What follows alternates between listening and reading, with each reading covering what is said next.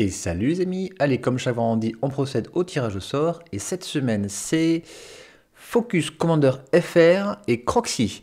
Tous les deux vous gagnez au choix un booster ou 7 tokens différents parmi ceux que je vais représenter juste derrière. Je rappelle que pour participer au tirage au sort il suffit de cliquer sur le bouton rejoindre qui est sous chaque vidéo et vous avez en plus de ça une vidéo chaque lundi et une fois par mois un tirage au sort pour un gros lot, une deck box, un tapis de jeu ou encore parfois d'autres lots. Cette semaine, on se retrouve pour affronter toujours Darky, qu'on avait affronté lundi avec son Tivit, mais ce coup-ci c'est Grenzo qui sera joué, et moi je joue un deck proche. Donc c'est lui qui commence. Loyaliste de la Légion, qui attaque de suite. Oui, il faut quand même que je retire le point. Voilà, je passe à 19.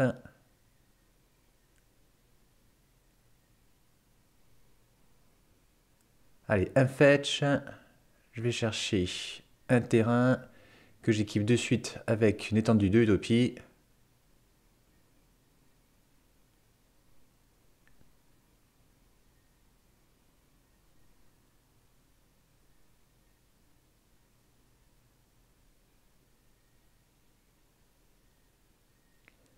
Un Grenzo, il me rattaque.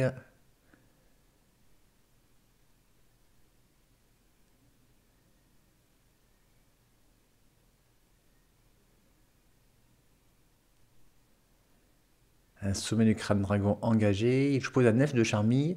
Et je sais qu'il joue très peu anti-créature dans son deck, donc ça va être parfait. Prochain tour, je peux poser proche. Enfin, si l'elfe de Charmille, en tout cas, résiste ce tour-ci.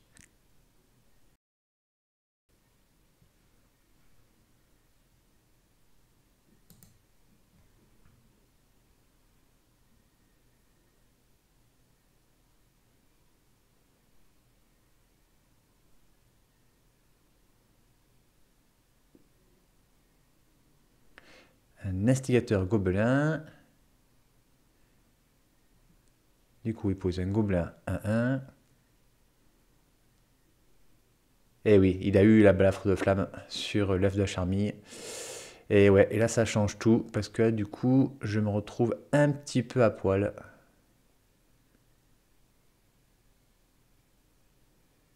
Tour Phyrexian, ça permet en fait en général de sacrifier un de ses kobolds pour pouvoir relancer ensuite son commandant. J'ai plus rien en main, j'ai une main full land. J'aurais peut-être pas dû garder une telle main. Enfin, ça aurait été une bonne main, franchement, s'il m'avait pas tué mon elfe. Je sais qu'il joue pas beaucoup anti-créature. Mais là, manque de chance pour moi. Il m'a tué mon elfe de la charmille. Alors que ça m'aurait pu permettre de poser tour 3 proche. C'était un risque à encourir. Oula, il pose à Foltantine. Il lance le maraudeur Mog. Ouais, en réponse, je suis obligé de faire la foudre sur lui. Sinon, il va pouvoir sacrifier 2 gobelins pour le rendre 4-4. Et du coup, il m'attaque avec tout le reste. 1, 2, 3, 4, 5. Il peut me mettre 1 et il peut tuer proche.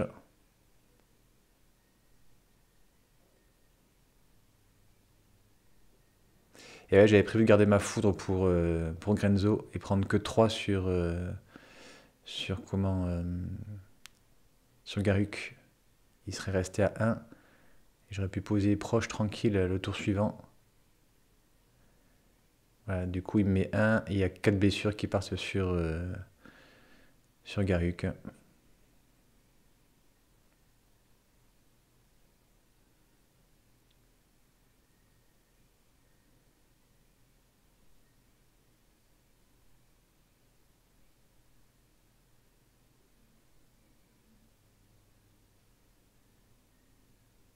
Alors, j'ai de quoi poser proche, j'ai une veine de cristal, mais le souci, c'est que j'ai rien ensuite pour pouvoir finir la partie. Donc, j'ai 6 kobolds qui arrivent.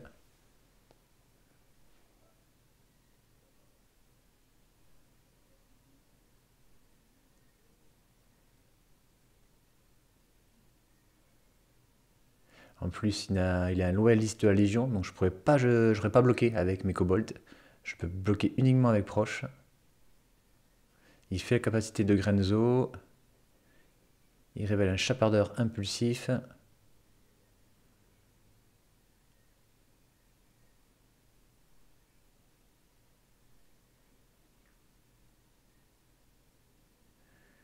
Il l'a fait une seconde fois. Ce coup-ci, c'est un land. Et du coup, il m'attaque avec toutes ces créatures. Je suis obligé de bloquer le 1-1 qui permet de sacrifier. C'est trop fort, toutes les créatures qui permettent de sacrifier. Et surtout elle, en fait, qui permet de booster. Si je pioche ensuite d'autres anti-créatures. Oula, il décide de le booster. Ah oui, parce qu'avec la loi de la Légion, toutes ces créatures sont initiatives. Oh, ça fait quand même beaucoup de sacrifices pour ça. Ah ouais, mais il va à tout prix se débarrasser de proches. Vu que je l'ai posé avec une veine de cristal. Il est trop peur que derrière je le tue, ouais.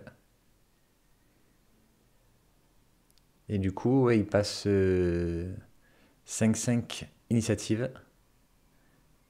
Et je vais perdre 2 de Grenzo.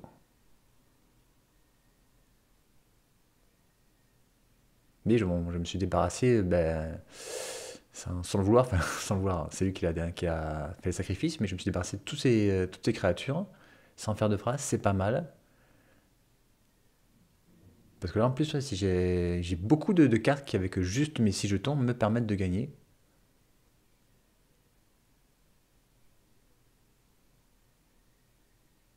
Alors je sais pas s'il connaissait le pack proche. Mais bon, il a voulu assurer le coup, il a voulu vraiment se débarrasser de proches.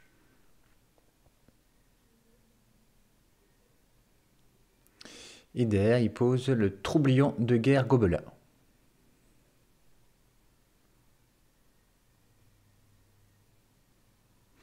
Ouais, mais j'ai pioché une défausse. C'est pas ça qui va me permettre de faire quelque chose.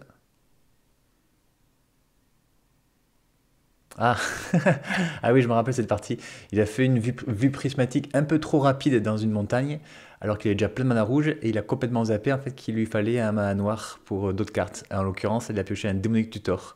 Ouais, donc il était un petit peu blasé d'avoir joué un peu trop vite ça. Et ouais, sa caverne non, il a joué en tant que terrain normal, donc du coup il fait de l'incolore. Et Terra Nullius, ça fait que pour lancer des gobelins, donc il a pas de noir. Bon, du coup, c'est pareil, il fait la capacité de Grenzo. Ouf, et puis en plus, il tombe sur un chien d'éclair qui donne plus 1 plus 0 à toutes les créatures jusqu'à la fin du tour.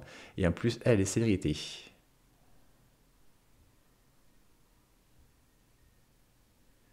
Et un gobelin chirurgien.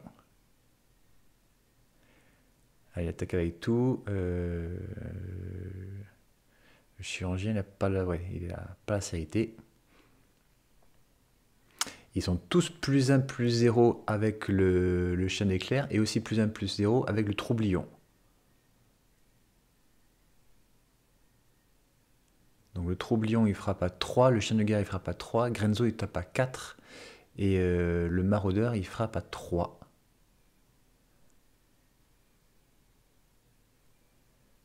13 points de dégâts, je suis obligé de bloquer.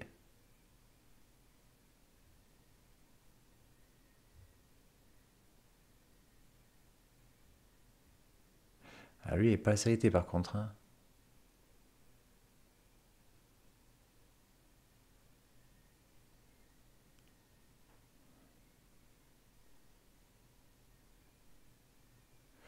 Ouais, de toute façon je suis obligé de bloquer là. Faut espérer juste que je pioche derrière une damnation. Et je pioche un land, et j'ai que des landes en main, et une durée, ça me sert à rien. Eh bien, un parti qui s'est mal goupillé pour moi. Allez, tant pis, c'est pas grave, on passe directement à la 2.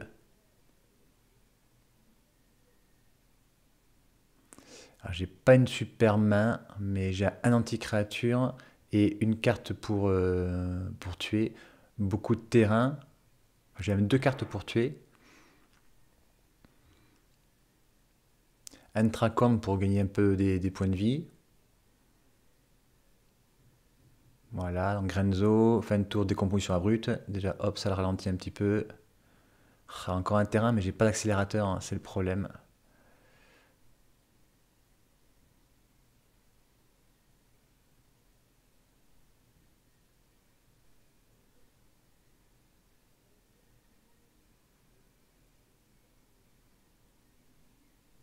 Ouais, j'ai deux cartes de kill en main. Une fois que mes tokens sont là.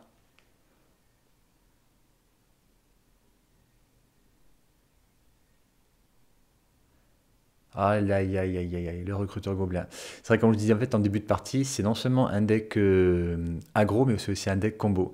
Il connaît sa combo par cœur, donc il sait les gobelins qu'il aille chercher, l'ordre dans lequel il faut les mettre. Moi, pendant ce temps-là, je fetch, mais je sais très bien que je vais devoir lui faire croire que j'ai une anti-créature en éphémère, donc garder toujours au moins un terrain dégagé pour pouvoir l'empêcher de lancer sa combo.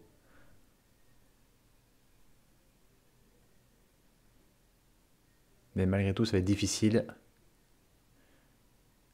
parce qu'en attendant, il va quand même poser ses gobelins, mettre beaucoup de créatures sur le board et continuer à mettre la pression. Allez, c'est très bien, une Caratine Sylvestre, alors ça c'est en super. Non seulement c'est un très bon bloqueur, elle est exproof, du coup, ce qui fait qu'au prochain tour je pourrais poser proche, mais si je pose proche au prochain tour, si j'ai pas la ripa immortelle, c'est mort pour moi. Il va lancer sa combo. Faut toujours que je garde un terrain dégagé pour lui faire croire que j'ai un anti-créature.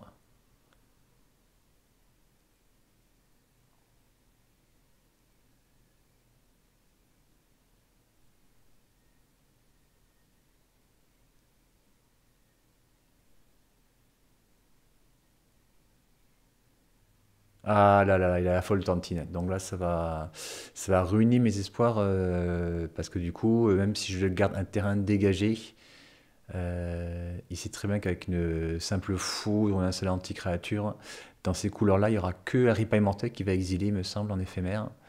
Et il doit le savoir. Et du coup, ben, je sais très bien que là, dans son prochain tour, logiquement, il va tenter de me tuer. Alors du coup, je vais lancer Tracorn qui va me faire monter à 24 points de vie parce qu'il me semble qu'il peut faire que 22, il me semble. Je crois qu'il fait que 22 blessures avec sa combo.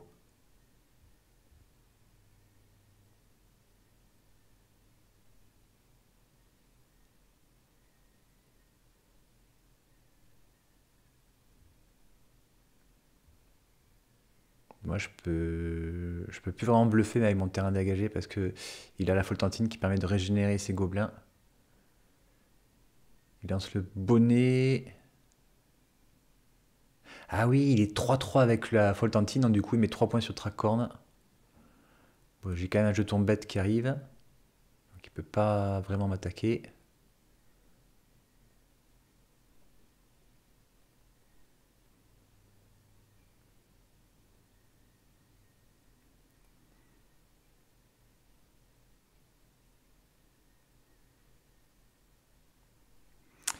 Du coup, ouais, Ripa Immortel, que je l'ai en main ou que je l'ai pas en main, j'ai pas le choix. Là, faut que je pose Cobalt. Enfin, faut que je pose proche, mes Cobalt.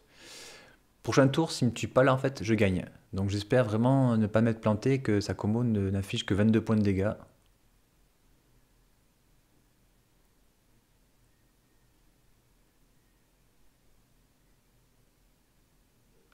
Donc le Fouiner Flagrant, donc c'est bien ça, il était allé chercher sa combo. Il peut jouer avec le dessus de sa bibliothèque révélée et il peut jouer les cartes de Gobelin.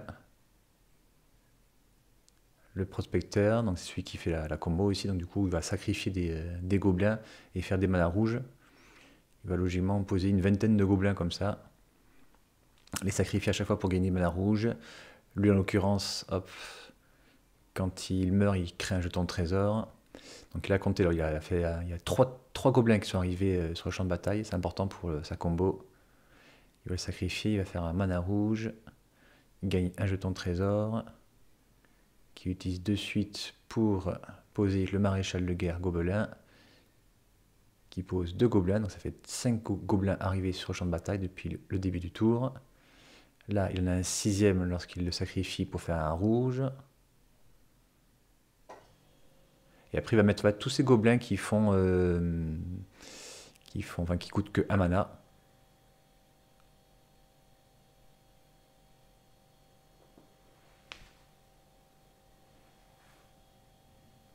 Ah, il fait revenir le bonnet, il me remet 2, je passe à 22, et ça, j'avais pas calculé ça. Même non, il mettait 3 parce qu'il était 3-3. Ah non, hein, il l'a tué, donc il revient qu'un marqueur -1/-1. Mais du coup, avec la folle, il gagne quand même plus un et même et 2. Donc là, il continue à faire à chaque fois. Donc il va sacrifier ses gobelins pour faire à chaque fois un mana rouge, poser à chaque fois un gobelin. Il met tous ses gobelins à un invoque. Donc là, en bas, on voit le compteur de nombre de gobelins qui sont arrivés sur le champ de bataille ce tour-ci.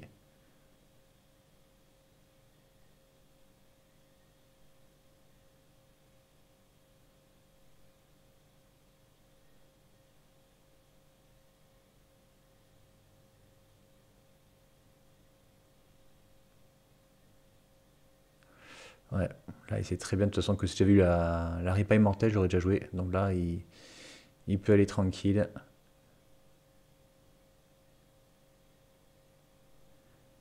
Ah, un petit gobelin du pack secret clair. Ils sont magnifiques ceux-là.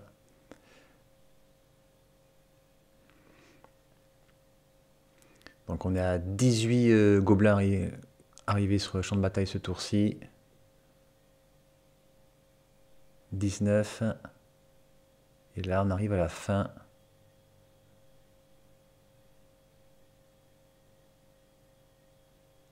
Ah, moi, tous mes espoirs, c'est qu'il se soit trompé quelque part. Ça en fait 20.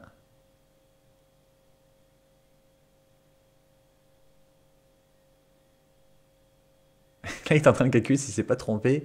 Mais non, je crois que ça va être ça. Je crois que ça va faire 22 points de dégâts, là. De mémoire, c'est ça qu'il faisait. C'est 22 points de dégâts. Et en plus, vu qu'il a réussi à m'en faire 2 avec le bonnet.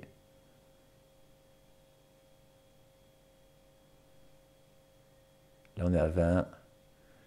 Il va sacrifier. Hop. Un gobelin pour poser la loyaliste. Un autre pour le Goblin Guide. On est à 22.